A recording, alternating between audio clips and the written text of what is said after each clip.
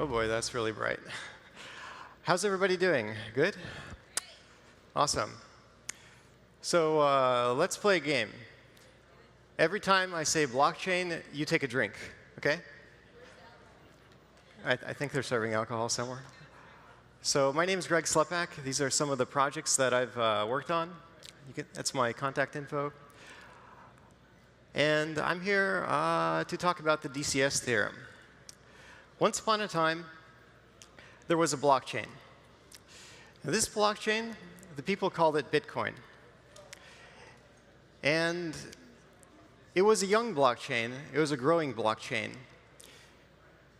In fact, it had some growing pains. The block size debate brings back memories. How many of you have not heard of the block size debate? OK, no hands went up. That's good. So what was this all about? We had one side. Well, there was a problem. It started with a problem. As mentioned, Bitcoin was growing, and blocks were filling up with transactions. And there was only 1 megabyte in every block for those transactions to go into. And so once those blocks started getting full, transaction fees were rising, and there was a backlog accruing of transactions. So this was upsetting a lot of people. And so there was a debate about how to solve this scalability problem. And one side wanted to use this simple solution of just increasing the block size. And another side said no, they didn't want to do it that way. So one of the analogies that I ran across while reading about how the block size debate was being portrayed in the media was this one that used highways. And so the idea, the analogy was that you have a road, and it can get full with cars. And the more cars there are, the more traffic there is. And so everything goes slower, and you have to wait in line. And you might even have to pay a toll to get on the road. And so the proposed solution from the big block side was that, well, we can just add more lanes. This would be equivalent to increasing the block size. And the opposing side said that this would be unwieldy. This was how it was portrayed. That it would be kind of like this, trying to add 10 lanes, and it just wouldn't work. So this isn't really quite correct. Sticking with this analogy, a better analogy would be like there's a bunch of computers out there that are processing traffic. And this represents the global decentralized Bitcoin network of full nodes and miners. And those who were opposed to raising the block size were saying that this network is important because it represents all of the value behind Bitcoin, which is the fact that it's a decentralized consensus network. And so they were saying that the choice was this. If you raise the block size, not all of the computers out there are going to be able to handle that additional traffic, and they'll start dropping off. And in the end, we would end up with a small number of very powerful computers controlling the network. Or as Andrea Devers, the OK Turtles Foundation, where I work, puts it, it's important that all lappies can participate in the network, not just the big lappies. So welcome to the DCS theorem, which was born out of my desire to kind of put an end to the block size debate. And it's a triangle. It refers to a triangle relationship similar to other triangles you might have heard of, like easy, fast, cheap, pick two. It's the same kind of deal, except instead of easy, fast, cheap, we've got decentralization, consensus, and scale. So in the paper, which you can read if you're interested at okturtles.org/DCS, we have these very mathematical definitions of the terms, but I'll just give you a very layman's definition. Consensus just means that in some system, there's a group of people or computers that are voting on something. So when you hear consensus, think voting. Oops. Scale means that this system is able of competing with any other similar system that's trying to do the same thing in terms of the number of users that it's servicing. So in other words, it means that Bitcoin can compete with PayPal in terms of the amount of transactions that it processes. And decentralized means that the system doesn't have a single point of failure, which just means that if you can look at the system, what it's made of, and try and find in it, some little component, something to, to poke, that you're not going to take the system down by poking that one small part of it. Or in other words, there's no boss who is able to tell the system what to do. Now let's go back to the triangle and look at some examples. On the left edge of the triangle, we have systems that use consensus and scale.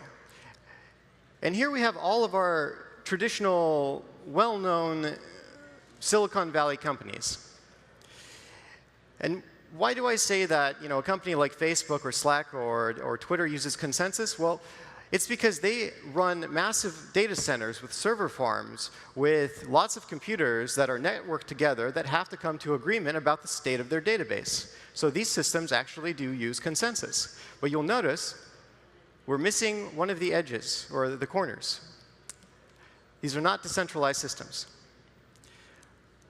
At the bottom, we have new systems that have been recently developed, like Bitcoin and Ethereum. These are decentralized consensus systems, and unless you've been living under a rock, you might have noticed that they don't scale very well.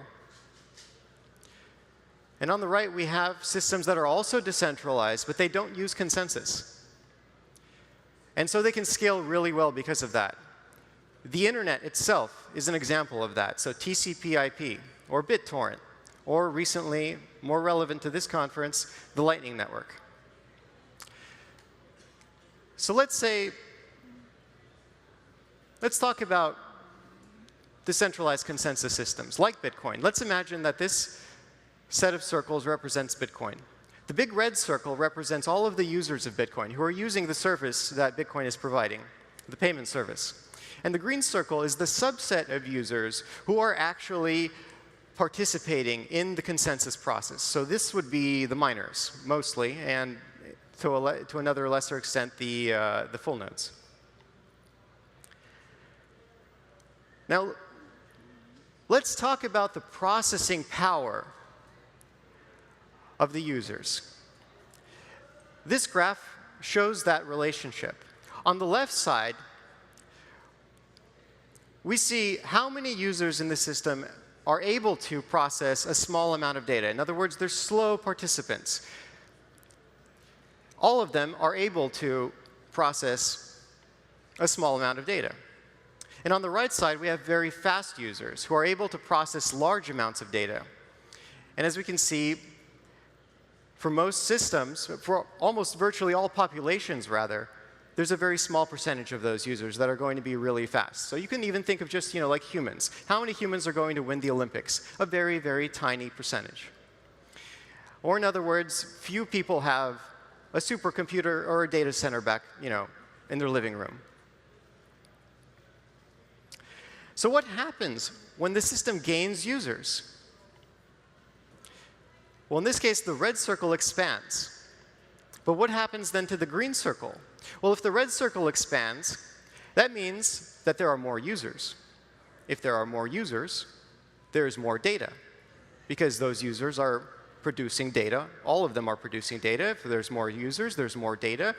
And that means there are fewer people who can handle processing all of that data. So the green circle shrinks. Now, this is a very important circle. Just because it's small doesn't mean it's not important.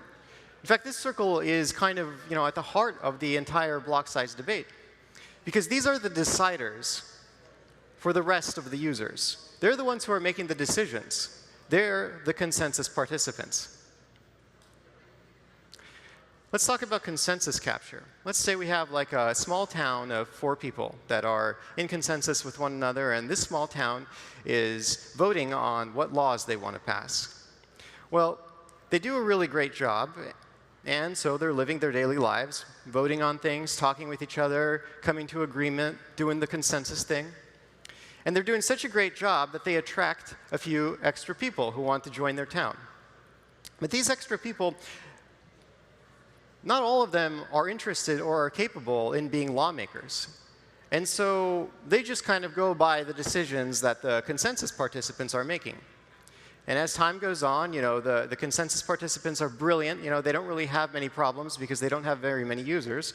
So they get more users, and more users, and more users, until they're ruled by the 1%. So what can we do about this problem of sorts? Is it possible to get around this triangle relationship that we observe in systems, not just in blockchains, but in legislatures and governments? Well, what we can do is we can stop trying to build systems like this, where we have a group at the center that's making decisions for a whole bunch of people.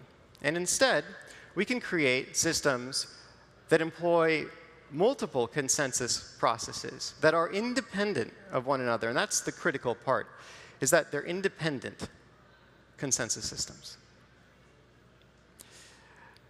So the Lightning Network is an example of another way of getting around the triangle by not using consensus. No consensus, no problem. It takes two edges of the triangle and combines them. You have one independent system, Bitcoin, on the left, and you have another one, the Lightning Network, on the right. They're both decentralized, but they focus on different things. One has consensus, the other one focuses on scale. And so here we have the Lightning Network with payments going through. And what's neat about the Lightning Network is that, you can kind of think about just like how when you send Bitcoins to an exchange, and that exchange, and I'm over time, by the way, right now, but this is also the break, so I'm lucky, fortunate. Thank you, Kurt, for adding me at the end.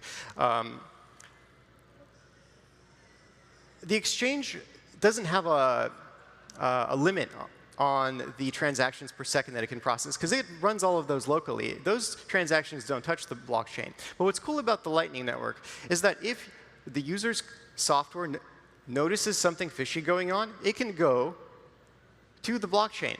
And for that split instant, that's where the Lightning Network interacts with the Bitcoin network. And that's where you have a little instant of consensus where the user can catch, overwrite, and penalize any naughty behavior. Now, sharding is another, well, it's not really another. We've already talked about it. This is just another name for the idea of independent consensus processes. And here, you basically take two DC systems, two decentralized consensus systems, and you link them in a clever way. And this represents a middle ground of the triangle, where you sacrifice a little bit of consensus and a little bit of decentralization to get some scale. And it kind of looks like this. And there actually aren't any blockchains out there today that do this, but there's a lot of research currently being done on this. Papers have been written about it, and this stuff is in development.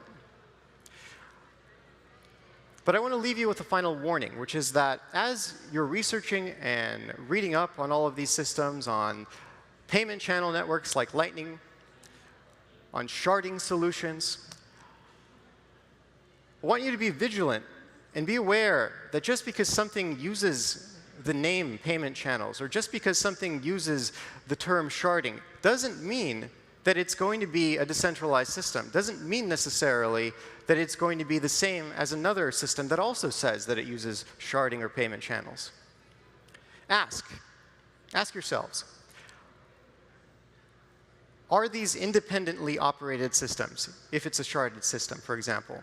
Are all of the shards actually independent of one another? Do they have some level of independence? Or is there some kind of cartel behind the scenes controlling everything? So I think that's the end of my talk. Thank you very much. Blockchain, blockchain, blockchain.